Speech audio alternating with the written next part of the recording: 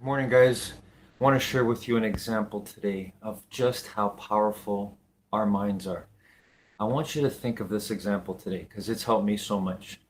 If a doctor told you that in order for you to live the next month or so, you would have to get up early every single day and work on yourself, work on your mind development, work on your personal growth and development, you would do it. Because that's the power of a made-up mind. There is nothing in this universe more powerful than a mind that has made the determination, the decision. They have determined that they are going to be successful, be happy, be free, be the most positive force they can be, no matter what. There's nothing more powerful in the universe, and you have it. So let's remember it each and every day. Have a great day, everybody.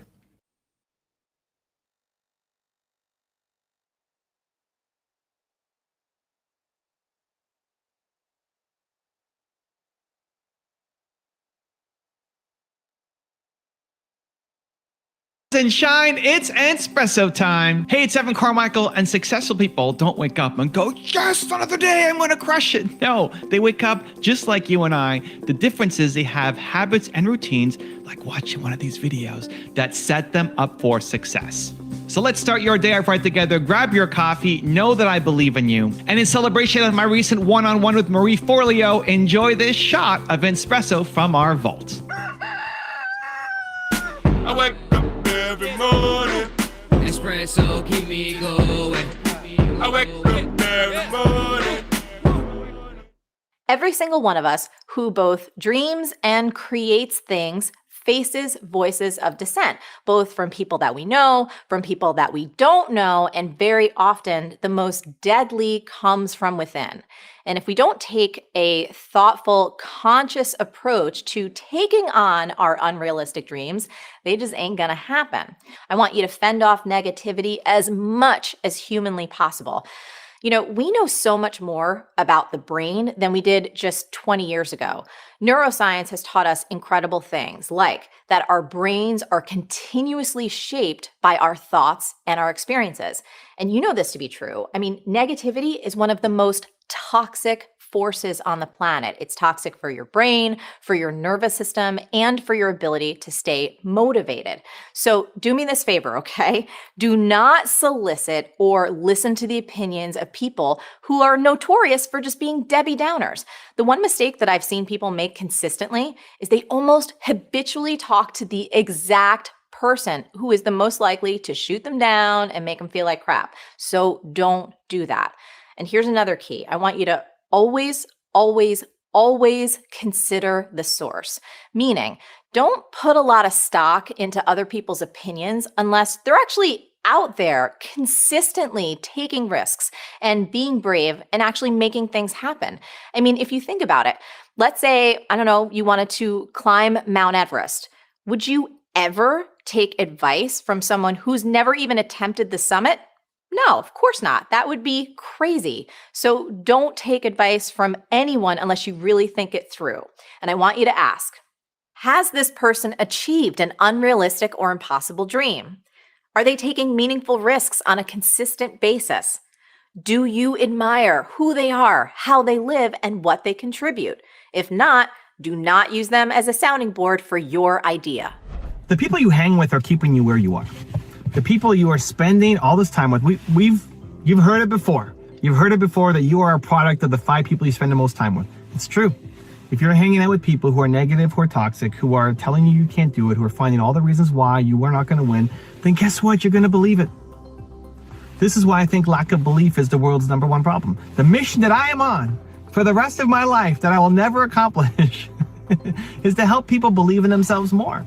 To understand that you have Michael Jordan level genius at something. And you have to find it. You have to believe in it. You got to chase it down and then take consistent action towards it. And most people in your life are not cheering you on like that. And that's a problem. Your current environment has been designed specifically to keep you where you are.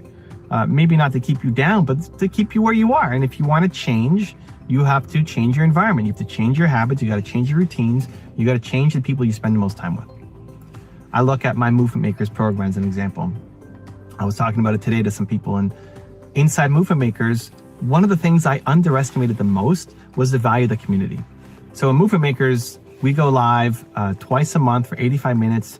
I answer your questions to help you build your movement, to start making money from your ideas and serve and help and do it in an ethical way, and turn that heart, that golden heart you've got, into something that actually has an impact on people. And you can quit your job so that you can do this full time and then build a team and scale your mission even bigger. What I discounted at the beginning was the value of the community. What we do now is every time inside the group, we have a breakout session, and you are paired with 5 to 6 other people to talk about what you just learned from this session and your plan of action for the next week. So many people, and whether it's Movement Makers or something else, but so many people, you're stuck. You know, you're alone. You are the person who is the beacon of light for others. You are the person who's telling other people to do it, to be optimistic, to be positive. You are the cheerleader. Think about it. Think if this resonates for you. Are you the person in your life who, 1, is the most ambitious person that you know? Are you the most ambitious person who you know, who you actually know, who you hang out with, who you spend time with? Are you the most ambitious person that you know? And then 2, are you the most positive and optimistic person that you know? Are you the one injecting light into others? Are you the one telling people that they can do things, that believing in them? Is that you? And too often for most of the people who are watching this, for you, it's yes to 1 and 2. You're the most ambitious person that you know. You're also the one being the source of light for other people. You're the one encouraging them. And that's a fantastic gift to the people around you, to your friends, to your family. The challenge with it is nobody's doing that for you. Who's helping you? Who's pushing you? Who's telling you in a loving way that you could do more? And here's how to do it. Who's giving you the guidance that you need?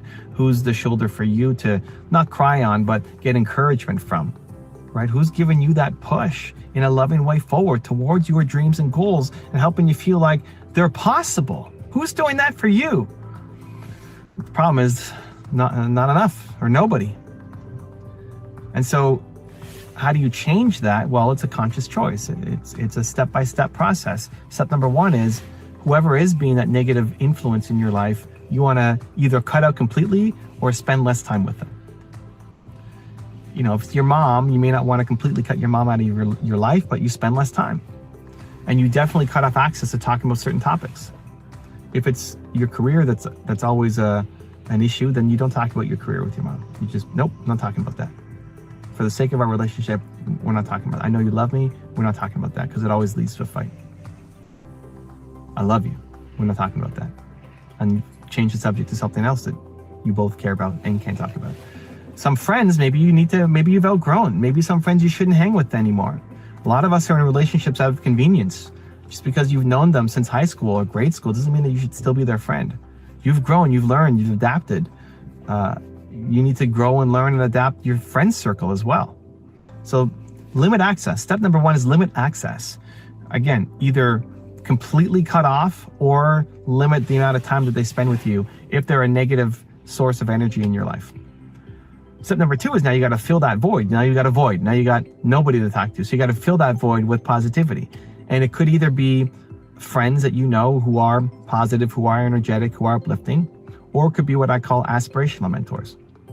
So let's dive into both of those. For the friends, they may not be super close friends, but what I like to do is what I call collect good people. I want to collect good people. People who are fun, who when I leave them, I feel better about myself. Do an audit of the people in your life. When you leave them, do you feel better about yourself? Do you have more energy, more love, more contribution? Want to go home and do more? Follow your goals, do something. Or do you come home feeling kind of wiped, exhausted, believing in yourself less, right? Most people will be those energy vampires instead of the vitamin D boost that we need. So think about the people who have given you that boost, and then try to find a way to spend more time with them. Maybe you met them in the comment section of this video. Maybe you met them inside Movement Makers. Maybe you met them at some event in the past. Maybe they were on a clubhouse session with you. You've met them. You haven't spent a lot of time with them, but try to find a way to spend more time with them. Try to find a way to have a weekly sit down with them or a monthly coffee session with them. Try to find a way. You go out of your way to reach out to them to try to spend more time with them. Because chances are they like your energy too. Chances are you're not the only one. Chances are they left that conversation with you feeling better about themselves too, because that's the kind of person that you are. So schedule it in, reach out to them, schedule it in. And the more you spend time with people like that, the more you collect good people like that, the more you'll find that you have more boldness, more bravery, more positivity, more optimism, more courage to go off and do the things that you want to do. And then the second thing is aspirational mentors. And so the aspirational mentors are the people who you don't know, who you may never know, but who can still teach you. It's why I love making all the videos on my channels, because I learn from these people. Now, I've met Marie, but before I met Marie, I didn't know Marie, and I still learn from Marie, right? You can learn from Steve Jobs and Oprah Winfrey and all of your heroes. You can learn from them. You can study their story and learn from them and get better and apply those strategies to your company. And it's why I made this Espresso series, because I want you to start your day with something that builds you up, that gives you energy, that gives you the shot of Espresso to go do something and be proud of your life and make something today that you're going to want to show your grandkids, right? That's why I do, guys, even on my main channel, we have over 10,000. I did a count last week. We had 10,663 videos. Not all of them are public. 10,663 videos on the main channel. I don't know how many on this channel and the other channels. How many videos? It's crazy. Why? Because of the purpose. Because I feel like people need it daily. I need it myself daily. Every morning, jump on my trampoline and I watch one of my own videos, usually a top 10 series. Because I want to be around these people who've done a lot more than me, because they lift me up, they pull me up, they make me play a bigger game. Now, fortunately, I've had the opportunity to meet a lot of these people through the work that I do, but at the beginning, it was just me, not knowing anybody, having no connections, and just learning from their videos, and they pulled me to a better place. You need to start shifting your environment. You are a product of the people you're hanging out with. They will keep you where you are until you start to change it. So step number 1, again, is you have to eliminate or severely cut off access to the people who are those energy vampires in your life. 2, start collecting good people and being around the people who make you feel better about yourself, give you more energy and joy. And then 3, have more aspirational mentors in your life. Make it part of your daily habits, daily routines, to watch a video, read a book, listen to a podcast, be around your heroes. Because the more you are around your heroes, the more you will start to think like them. You have to make the shift. You're not that far off. You know you're capable of more. You're not that far off from being the person who you want to be, from being the person who's proud of the person looking back in the mirror. You're not that far off. But a big shift that will help you get there is eliminating some of that negativity in your life and replacing it with positivity, with courage, belief, and optimism. Now, I've got a special bonus clip that I think you're going to enjoy. But before that, it's time for the good deed of the day. This is something new. I believe that you're built to serve, and it feels so good to do something nice for somebody else. So good deed of the day, put down in the comments one thing that you need help with, that you're working on, that you'd love some support or guidance on. And then 2, go comment on somebody else's comment and give them some love. give them some support, give them some encouragement, maybe give them some connections, try to help them solve that problem, even if it's saying, I believe in you. That one little bit of encouragement can be the difference between somebody quitting and continuing on. So the good deed of the day, in the comments below, write down one thing that you need help on, that you're struggling with, that you're working on. And then part 2 is go give love to somebody else in the comments too, and let them know that you believe in them as well. Also, if you want to have more self-confidence and self-belief, the science says it can take up to 254 days of consecutive action for you to shift that habit forward. So I've designed a special free program to help you get more self-belief for every day. For 254 days, I will send you an email to an unlisted video that if you watch it, will shift your confidence forward. The links to join for free are in the description below. Being a really, really good listener is one of the most underrated secrets to success. I wanted to be really successful, but not just to like get shoes. I knew I wanted to make money because I wanted to make a difference. When I was bartending, I was fully bartending. Like I wasn't talking to myself about, oh my God, I should be dancing right now, or I should be working on my coaching practice. I watch so many kids that I'm looking at, watching them progress.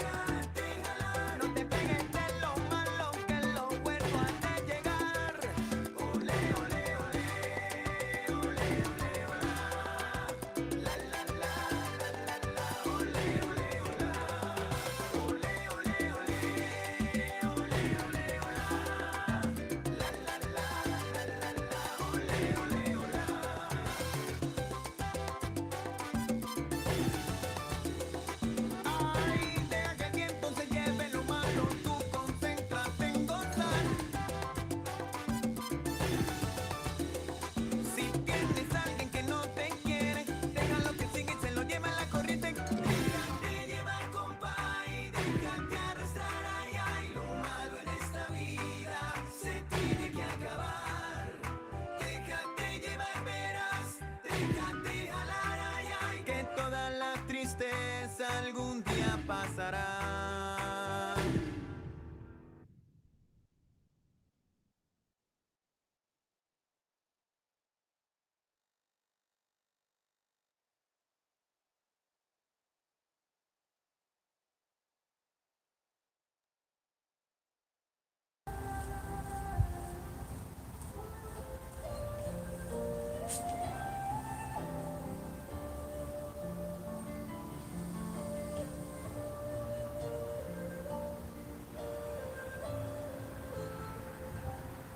Feel the power of your determination taking control of your breathing.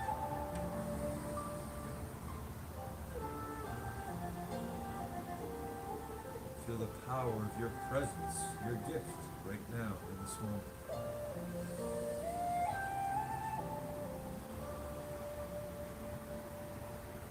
Now think about you doing your best today on all the exercises we do together in the gym of life.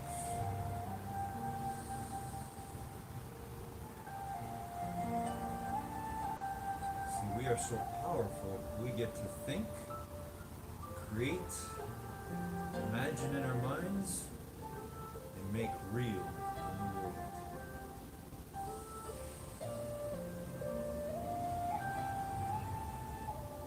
And that goes with everything. The way we do our exercises to the best of our ability is the same way we can do anything to the best of our ability.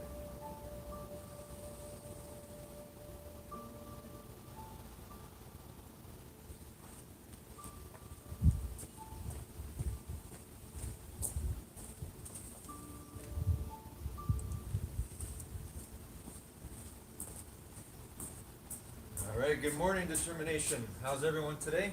Here we are again, another day in the gym of life. Again, circumstances may not be ideal. Perhaps this is not exactly where we want to be right now, but we're going to make the best of it. So let's do this together. Here we go. When I say go, we're going to start jogging on the spot. Or if you want, you can simply do your best walk on the spot. Okay, here we go together. And go.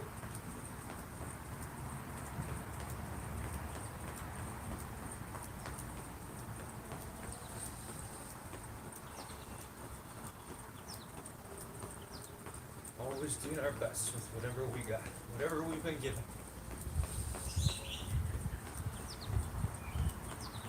The gym of life is everywhere, never ends.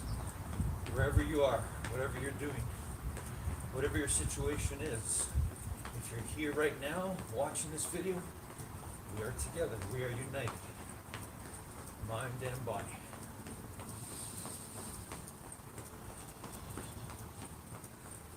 All right, let's feel that body warming up, our blood starting to flow. Keep going, almost there.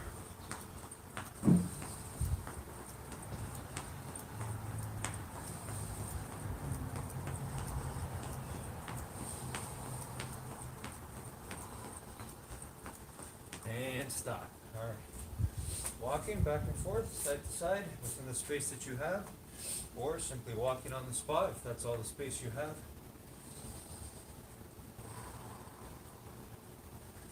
Again, feel the power of you regaining control of your breathing. Showing your body who's boss. Showing your mind who's boss. The way we take control of that breathing, the same way we can take control of our lives. One breath at a time, one thought at a time. All right, everyone, let's do some shoulder rolls. Here we go. Shoulder rolls, 10 forward.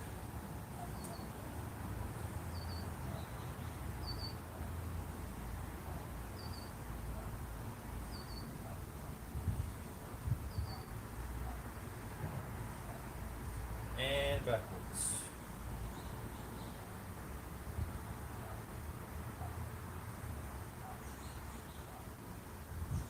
Once again, feel the pure joy of you, your presence, your being right here, right now.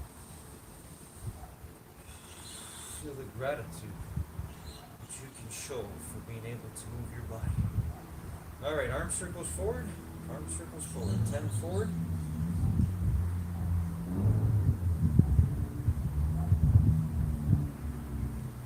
And backwards.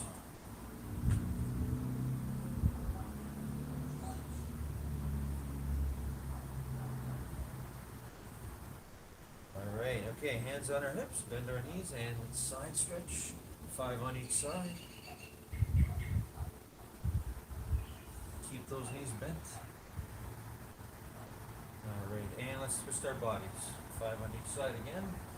Feet flat on the floor. Just twisting our hips. All right, let's do 5 push-ups. We're going. That's 5 push-ups. Here we go. If you got to keep your knees down on the ground, you can do that. Okay, 5 sit-ups.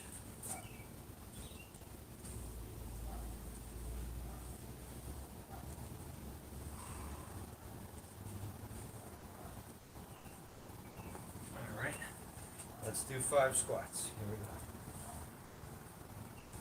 go. Best 5 squats ever. All the way down, all the way up. Good. All right, let's do lunges. 3 on each side. Arms out.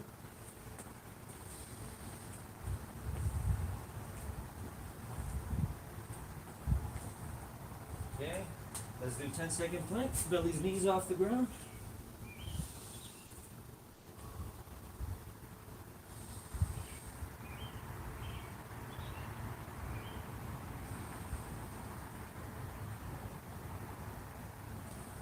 All right, good, everyone. Excellent. And stand up. And let's reach for the ceiling or the sky, wherever we are. Here we go. On your toes. Hold it for 10 seconds.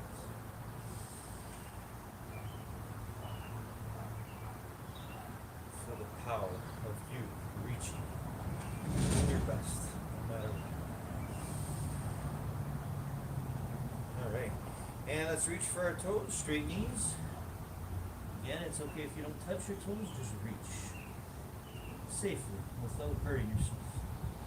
You should just feel a pull. You shouldn't feel pain.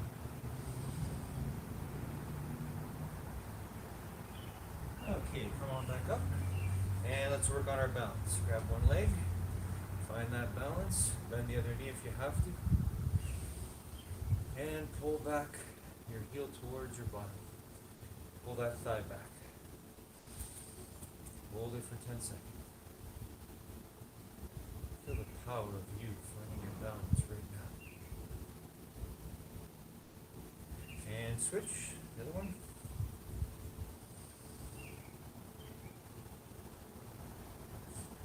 Feel the power of all of us together in this moment, united, doing our best together on these stretches and exercises. All right, and switch. This time hug your knee, the other side. And work hard to find that balance. Think about what you're doing. Hold it there for 10 seconds.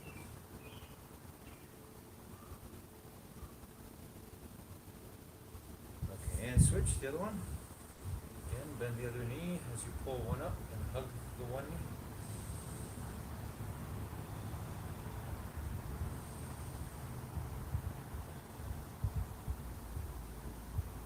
Okay, good. All right, and let's sit down. Let's do our V-shaped stretch by reaching for the floor as far away from your body as you can. Hold it for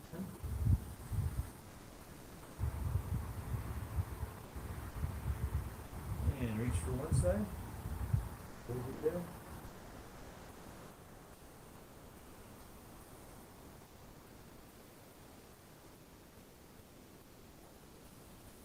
Switch the other side.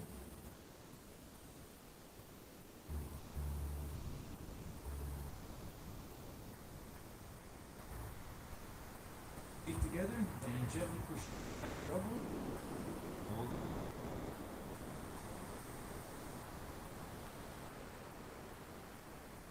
And enjoy it fully. The closest to working on our body. Stretch it. Move it.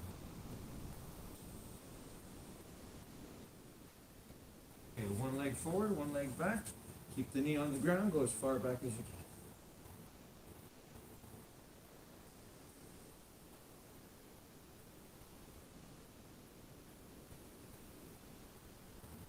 switch. Other side. As far back as you can. Hold that knee down. Always reach. One a little bit more than you did last time. Alright, okay, and legs crossed. Actually, before we do that, let's roll onto our bellies. And let's push the floor and look up at the sky or ceiling. Hold it for 10. Here we go.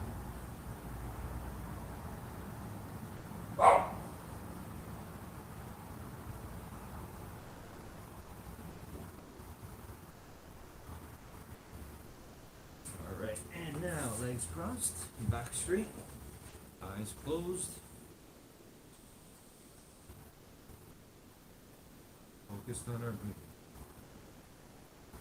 Tapping into that power. That power to see first in your mind what you want to bring out into the world. That's our determination, our greatest power ever. Always available to us.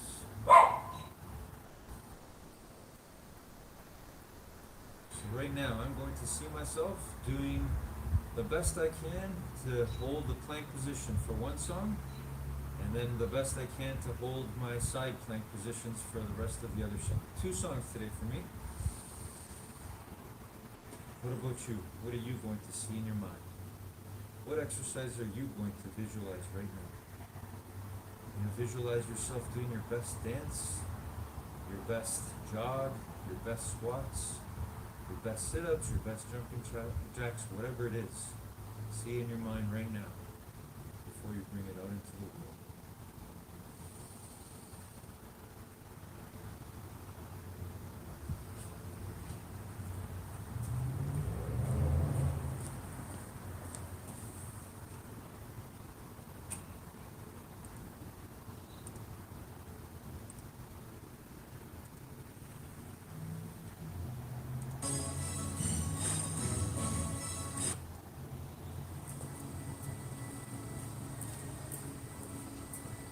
Okay, here I go, plank position, holding it as long as I can. Here we go.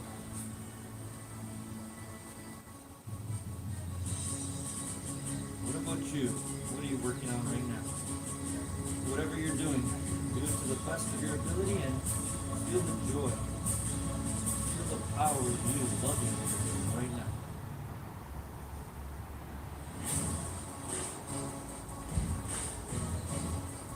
That's why I love the gym of life. It goes wherever we go. Whether we're at school, whether we're at work, at home, we have that power. We have that power to control our minds, to do our best on whatever it is we're doing.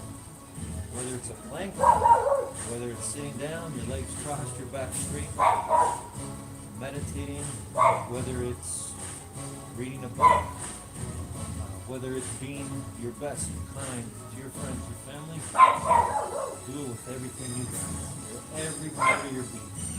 You were born to do that. No matter what's going on around you, you control what goes on inside your mind, and therefore what goes on in your body.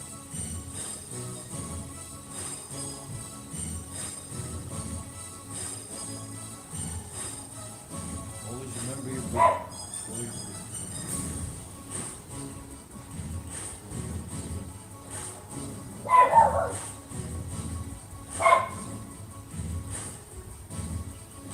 I love the joy of feeling that moment when it comes, when my body wants to quit, when the discomfort is getting to be too much.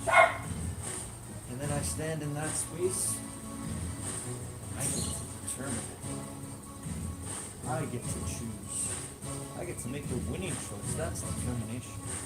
To keep going as much as I can, a little bit more than last time. I feel my muscles achy, trembling. But I get to choose. No, I get to determine. I get to make the winning choice of my life, no matter what. And if I do choose and lose, I give up, I get to come back again and again, every single time. It's the same power you have. Yaw.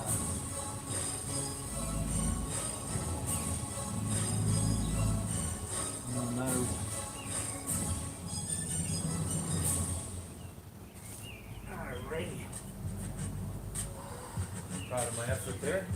Next song, I'm gonna hold the side plank position for one side and then side planks for the other side. Show you in a moment. How about you? You proud of your effort so far? Keep going, everybody. Keep going. Keep moving. Moving is winning. Doing our best is winning. Wherever we are, whatever we're doing. That's the gym of life. Here we go.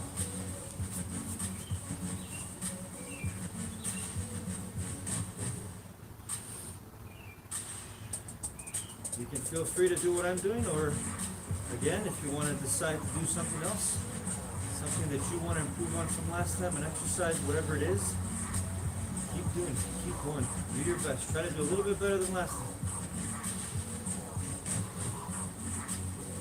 That's your determination. You get to use it wherever you go, wherever you are.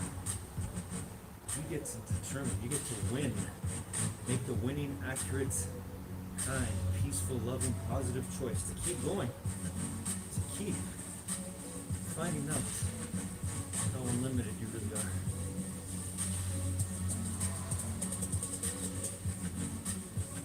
I'm just trying to hold my my body in a plank position with my one elbow down, other arm on the side of my body, and I'm trying to make sure that I'm lifted off the ground.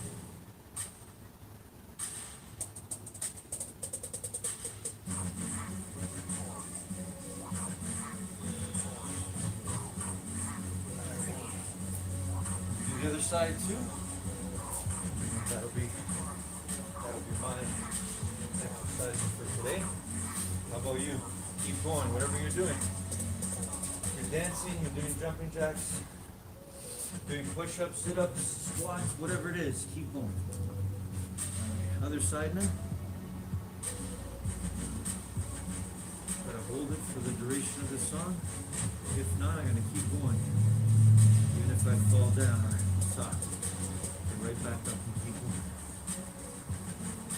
Always doing my best, always seeking and striving for my best, for our best. The more I do my best, the more I believe others around want to do their best. And that goes for you. That's how powerful we are. You doing your best right now, wherever you are, whatever exercise you're doing, that's the same process that other people can be inspired by.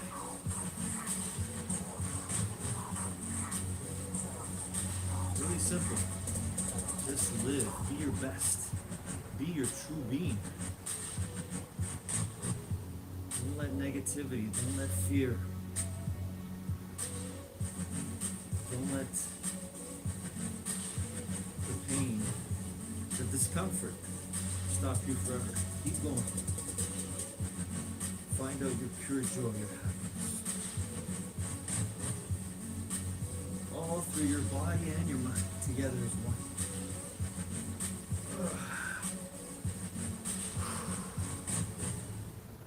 Song's not over. Gotta get back up, gotta keep going. Let's do the other side.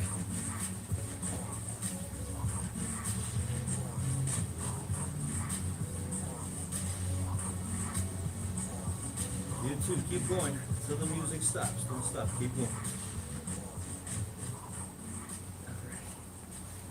All right, excellent job.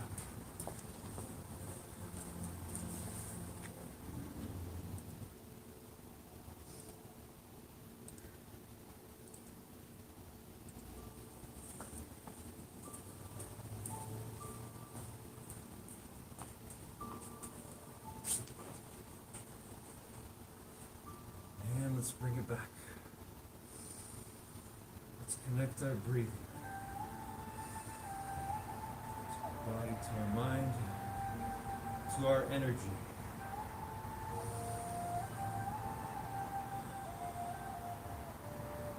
To our energy of determination. That's right. We determine. We don't choose and lose, give up. believe lies, give in to fear. We don't do that. We don't give in to anxiety, stress, things that are not the truth of who we are.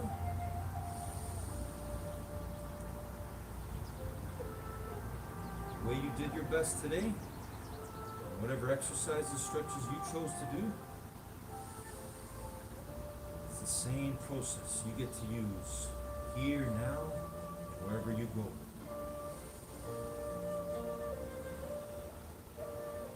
In the gym of life, you get to grow your mind.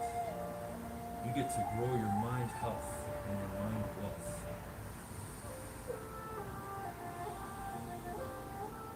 It's all possible if you determine, make the winning choice to be kind, to be peaceful, caring, loving, appreciative, grateful for everything you have here and now.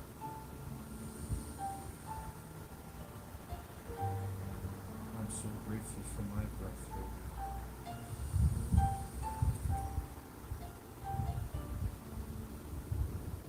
I'm so grateful for you.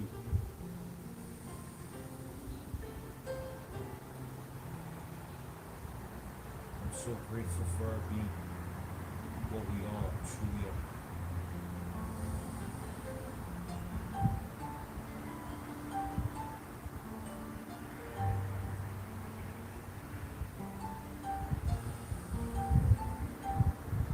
I'm proud of my effort today, and I hope you are proud of yours.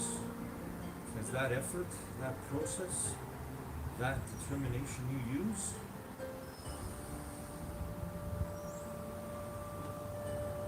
it's available to you all the time. It's your greatest gift. So don't ever give up on using your determination to be your true, kind, positive, loving self. To control your own mind, no matter what is going on outside of it. You are infinitely intelligent, powerful beyond measure, and you get to work now more than ever.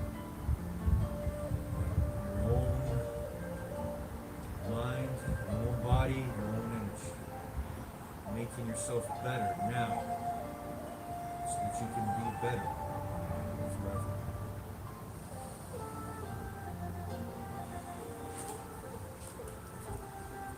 I love you, everyone. Have a great week. Have a great day. Enjoy your life every moment, no matter what. We are united always. Love you guys.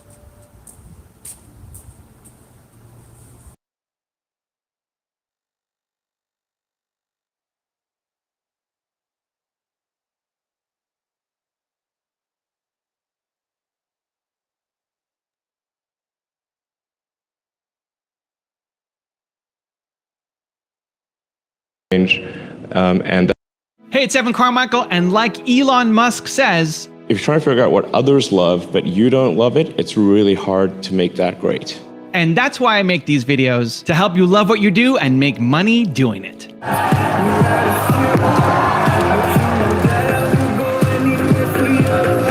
So today, here's my take on Elon Musk's top 10 rules for success.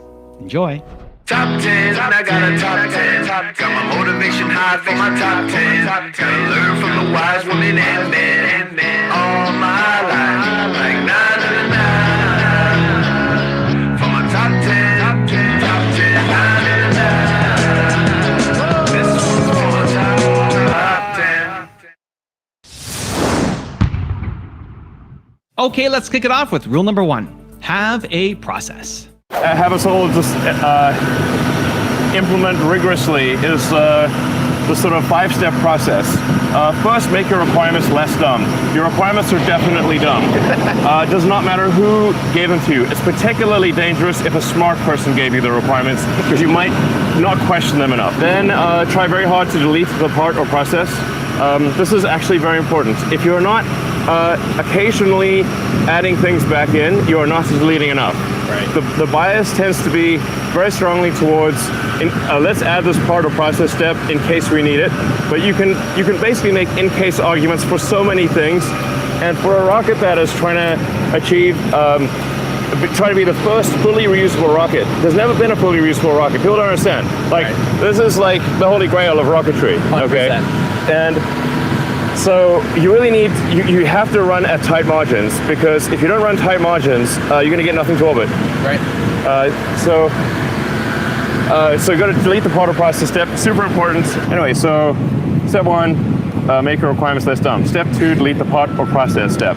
If you're not deleting a part or process step at least 10% of the time, basically, if you're not adding things back in 10% of the time, you're clearly not deleting enough. Right. And then only the third step is simplify or optimize. The third step, not the first step. The reason it's the third step is because it's very common. It's possibly the most common error of a smart engineer is to optimize a thing that should not exist. Right. Okay. Right. And they say, well, why would people do that? Well, everyone's been trained in high school and college that you got to answer the question, convergent logic. Yeah. So you can't tell a professor your question is dumb, that you'll get a bad grade. You have to answer the question. Yeah. So everyone's basically, without knowing it, they got like mental straitjacket on. That is, they'll work on optimizing the thing that should simply not exist. Finally, you get to step 4, which is accelerate cycle time. You're moving too slowly, go faster. But don't go faster until you have worked on the other 3 things first. Gotcha. Like if you're digging, you know, your grave, don't dig it faster. Stop digging your grave. Right. But you can always make things go faster. And then the final step is automate. Now I have personally made the mistake of going backwards on all 5 steps, multiple times. Rule number 2, imagine an outcome. You have to imagine an outcome in order to head in that direction. And science fiction explores a lot of different ideas, so it can be helpful as a source of inspiration. Like books, TV shows, movies, they're all, I think, sources of inspiration. Most of the movies and TV shows about space are totally wrong, but they still have interesting ideas. Like the Star Trek communicator was an inspiration for the cell phone. Yeah, with the flip, right? Right. Yeah, exactly. In fact, the weird thing is like the phones we have in our pocket vastly exceed what was on Star Trek. Rule number 3, be fired up about the future. First of all, I think that's very exciting and inspiring, and there need to be things that are exciting and inspiring and make you look forward to waking up in the morning. Like, it's like, yay, the future is exciting. This is underappreciated, like tunnels. Sorry, it's like, all right.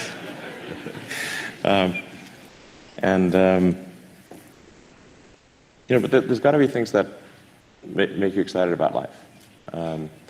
It can't just be problem solving, one sort of miserable problem after another. It's got to be like, I'm fired up about the future, and here's why.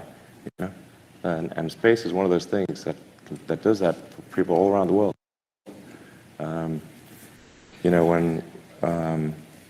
When Apollo 11, when they landed on the moon, that was something for all of humanity. It really was. And people would, if there's like one TV for 50 miles around, people would walk. They'd walk 50 miles just to go find that one TV to watch it happen. Sometimes people think, well, what about the poor nations of the world? They're like, you know what? It inspires them too. We need things like that. Rule number 4, love your work. I think like if like trying to work on something, and like my experience is like it's really hard to if you're trying to figure out what others love but you don't love it, it's really hard to make that great. So when you work on something, if you fall in love with it, that's a good sign. And then don't worry about if others do. If you do, others will.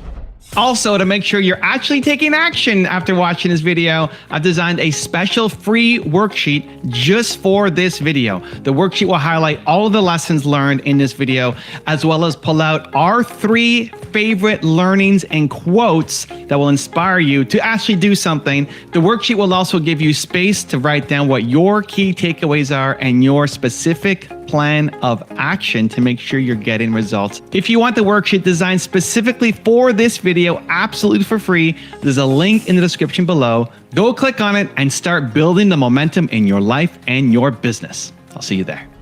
Rule number 5, cross-pollinate industries. An important thing in innovation or trying to create new things is to try really hard to do that, which may sound incredibly obvious, but that's what I find is most often what people don't do. They actually didn't try super hard to come up with something new. And it is helpful to have cross-pollination of industries. I mean, it's been quite difficult to run SpaceX and Tesla, but there has been good ideas. You know, since I got both in my mind space, this good ideas going back and forth.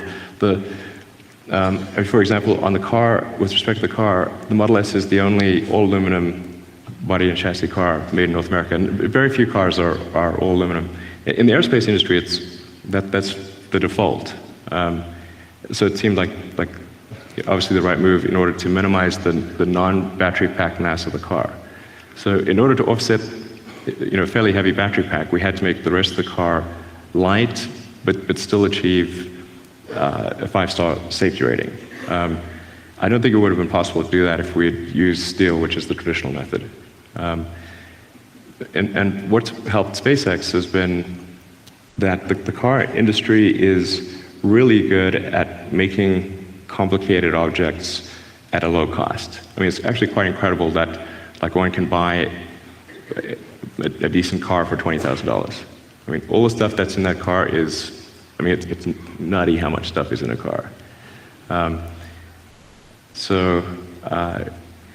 SpaceX, I hired a bunch of people from the auto industry to run manufacturing, which has worked out reasonably well.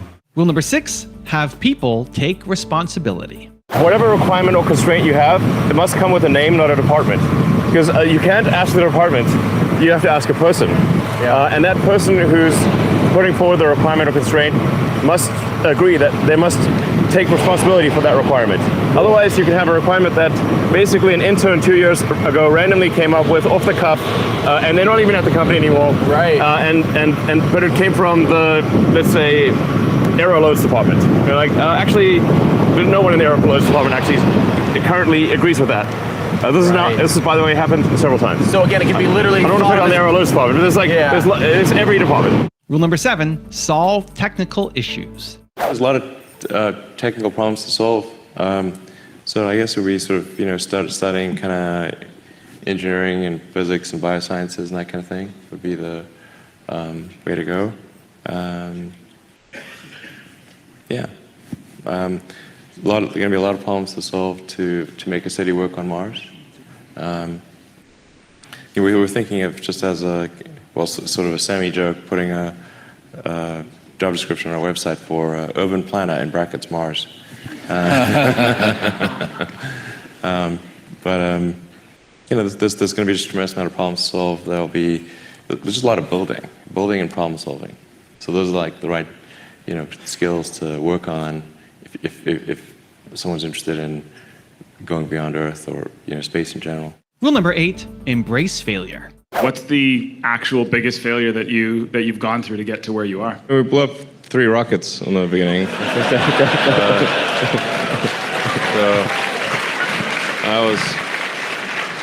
that was bad. Okay.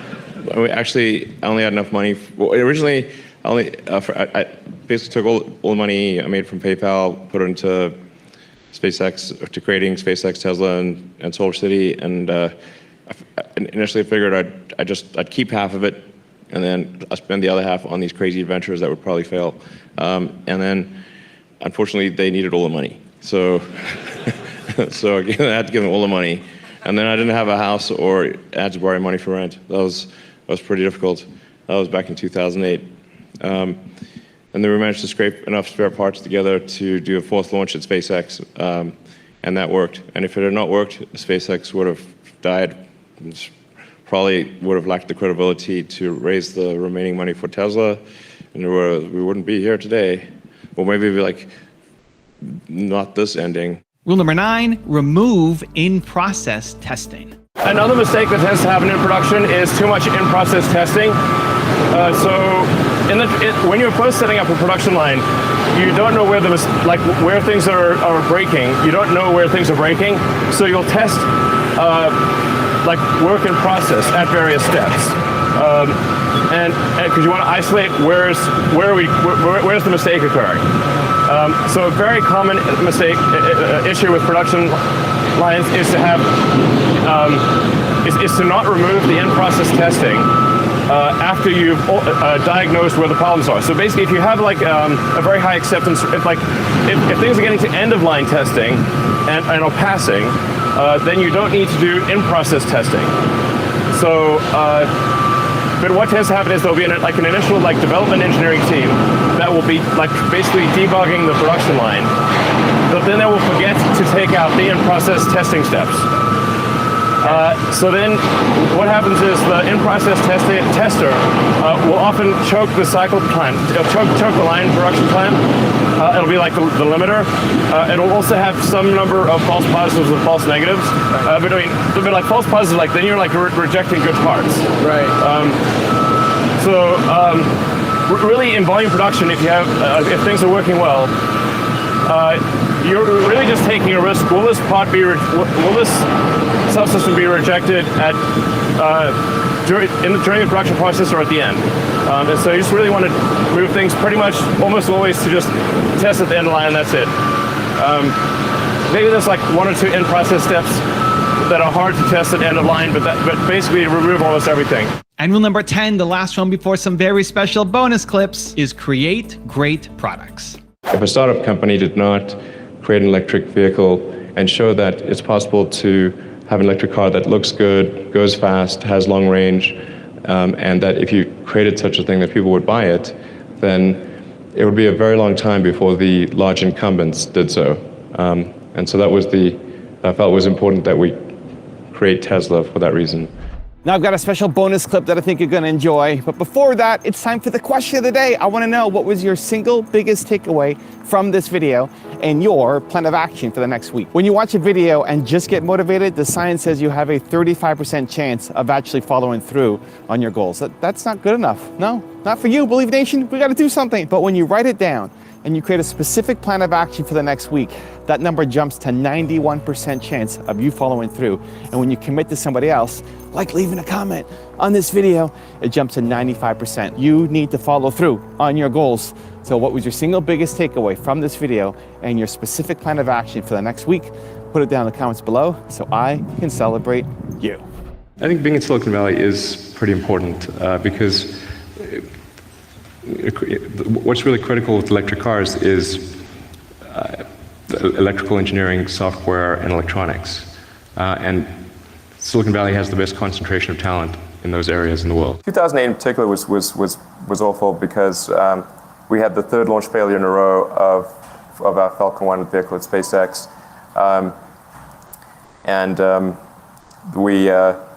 The Tesla financing round that we were raising fell apart because the economy was going to tailspin. And it's pretty hard to raise money for a startup car company, late 2008 when GM and Chrysler are busy going bankrupt. Mm-hmm. That was tough. And then Solar City had a deal with Morgan Stanley, and Morgan Stanley had to renege on the deal because they themselves were running out of money. So it looked like all 3 companies were going to die. Mm-hmm. And I was also going through a divorce. So that was definitely a low point. So it's 2008, you're going through a divorce, which some, to borrow your word, douchebag bloggers are writing about to make even worse. Right, yes, that's true. In addition to all that stuff happening, I was getting dumped on massively in the press. Right. Yeah. It looks like all 3 companies are going to fail. I mean, why do you keep going with all 3? I feel like even a lot of great entrepreneurs in that situation would have been I've already sunk everything I have in these companies, and I got to pick one. But you didn't. I mean, you kept doing all three. Why? Yeah, that was a very tough call. At the end of 2008, that was probably one of the toughest calls I've had to make, because I could either reserve capital for one company or the other. I mean, fortunately, SolarCity didn't need a ton of capital, so they were okay. But between SpaceX and Tesla, it's sort of like if you've got two kids, and what do? Do you spend all your money to maximize the probability of success of one, or do you try to keep both alive? Fortunately, it worked. It's very important to seek out, to actively seek out, and listen very carefully to negative feedback. And this is something that people tend to avoid because it's painful. Yeah.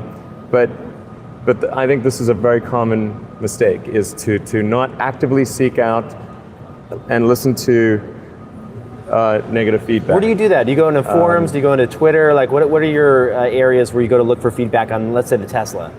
Well, it's like everyone I talk to is, in fact, when friends get a product, I say, look, don't tell me what you like, tell me what you don't like. Right. And because otherwise your friend is not going to tell you what he doesn't like. Right. This kid's going to say, oh, I love this and that, and then leave out the this is the stuff I don't like list, because he wants to be your friend, it doesn't want to offend you. So you really need to sort of coax negative feedback, and you know that if somebody is your friend, or at least not your enemy, and they're giving you negative feedback, then they may be wrong, but it's coming from a good place. And sometimes even your enemies give you good negative feedback. When I started the first internet company, Zip2, with my brother and another person, Greg Curry, it wasn't really with the thought of being wealthy. I've got nothing against being wealthy, but we'll get back to that later too. but it's just it was just from the standpoint of wanting to be part of the internet, and I figured if we could make enough money to just get by, that would be okay. And when we started off, we literally only had like one computer, and so it would be our web server during the day, and I'd code at night. And we just got a small office in Palo Alto back when rent was not insane, and it cost us like $450 a month. It was cheaper than an apartment, so we actually just slept in the office and then showered at the YMCA on Page Mill, El Camino. So we'd walk over there and shower, and that was actually, I think that was when I first met you, by the way. So I don't know if how many people, probably not many people know this, but we actually pitched Steve in like January '96 on the Zip2 business plan, and actually I thought Steve was actually one of the most up to speed on what actually was in our business plan. Most of the people we met did not actually read our business plan. In fact, a lot of venture capitalists we met at the time didn't even know what the internet was. They'd never used it. Sure. They didn't think I'm it would not sure amount if we to still anything. do. Yeah, right. Yeah, I'm talking like sort of well-known people in Sand Hill. It was like, wow, okay. But at the time, nobody had made any money on the internet. So I guess that's it wasn't really clear evidence that there was a business. I should say that when I was a kid, I didn't really have any grand designs. I mean, the reason I started programming computers is because I like computer games, and I'd play lots of computer games, and I learned that if I wrote software and sold it, then I could get more money and buy better computers. So it wasn't really, with some grand vision or anything. When I was growing up, I'd read lots of books, and they were very often set in the United States, and it seemed like a lot of new technology was being developed in the United States. So I thought, okay, I really want to work on new technology, so I want to get to Silicon Valley. Which when I was growing up, Silicon Valley seemed like some sort of mythical place, like Mount Olympus or something. I think one thing that's important is if you have a choice of a lower valuation with someone you really like, or a higher valuation with someone you have a question mark about, take the lower valuation.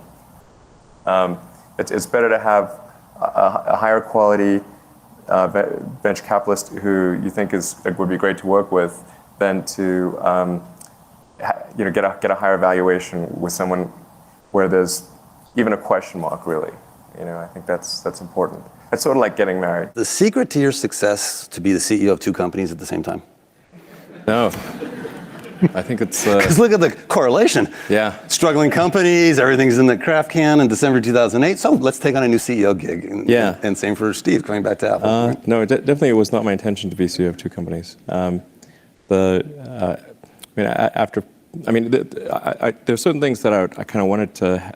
I thought were important to happen, and I thought it was important that there was that an electric vehicle happened, that there was a success in the electric vehicle arena, because the incumbent companies were convinced that it was not possible to create an electric car that looked good, had a good range performance, and so forth, and that even if you did make such a car, it would not sell, because people had this love of gasoline,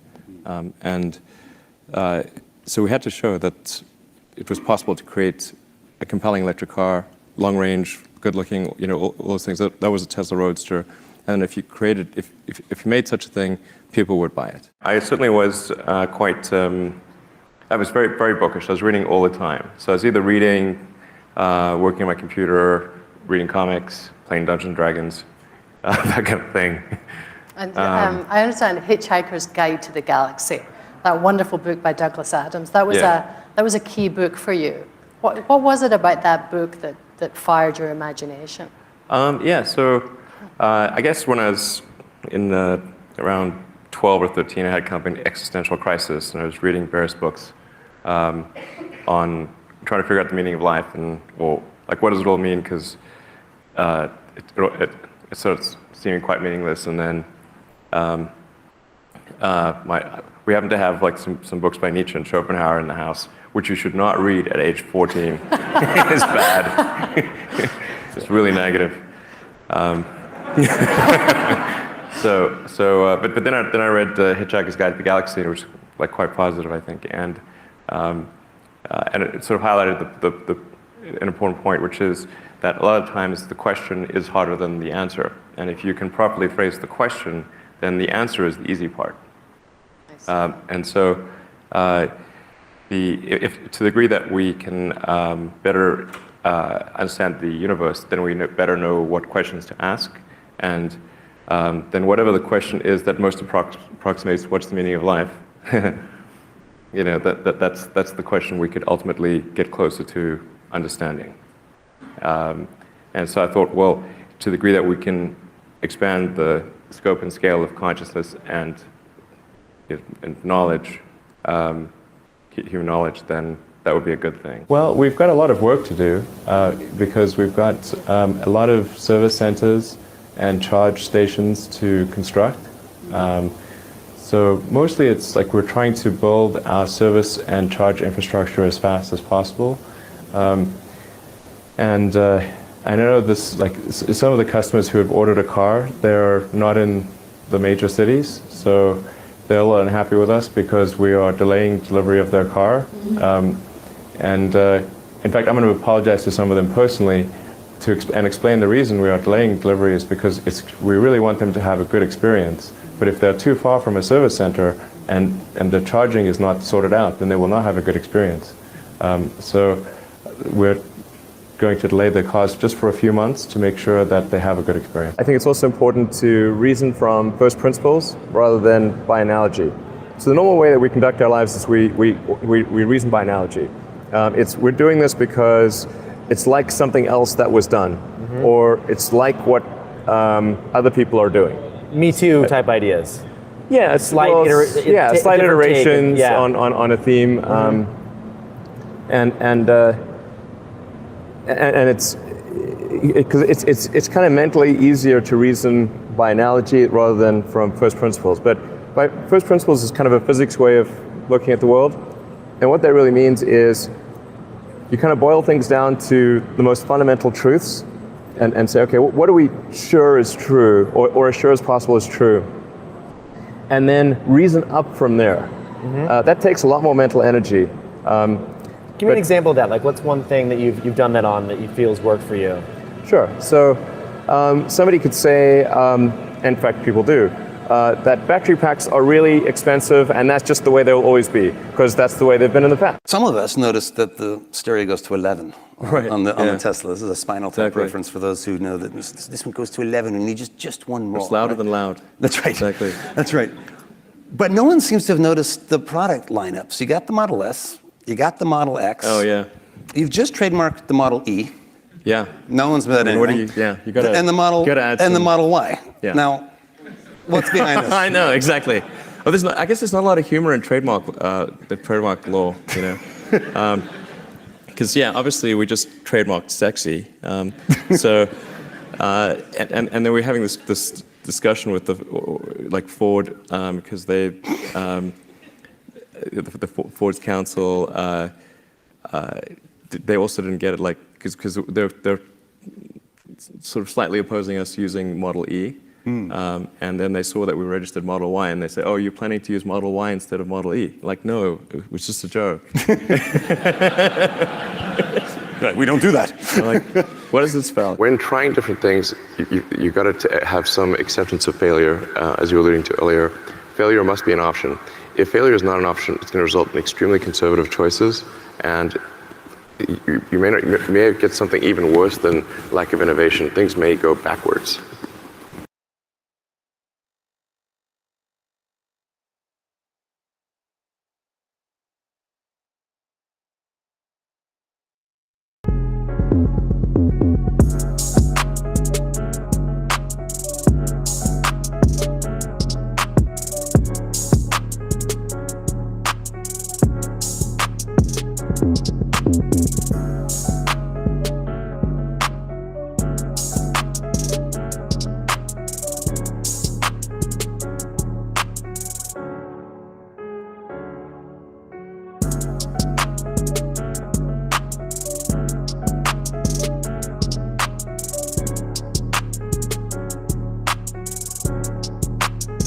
Thank you.